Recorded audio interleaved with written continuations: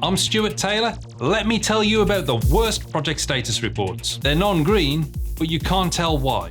They have a non-green status for the project or its components without explaining why. The narrative of the report doesn't show a cause and no risks or issues that clearly explain the status. Is this just poor reporting? Is the project manager overly pessimistic? We can't help you if you don't tell us what's wrong.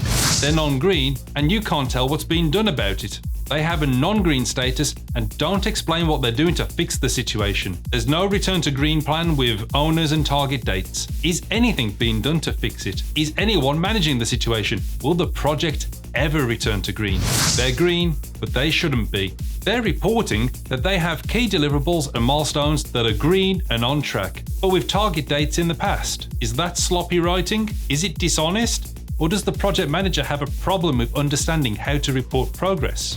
Progress is unclear. The report doesn't share what's been done in the last reporting period or explain what it's doing for the next reporting period. Is a lack of progress being hidden by the project manager? Or does the project manager not know what's coming next?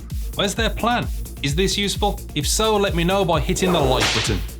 Repeating previous report content. The report has lots of chunks of narrative that never change from month to month. Is that a sign that the project isn't progressing? Is the report being updated properly? Or is the project manager just lazy? Changing target dates. The target dates for upcoming deliverables and milestones seem to change without explanation. There's no reference to change requests or approvals by anyone but the project manager. Basically, it looks like the project manager's just doing what they want, and it doesn't seem like the project is in control. No risks mentioned.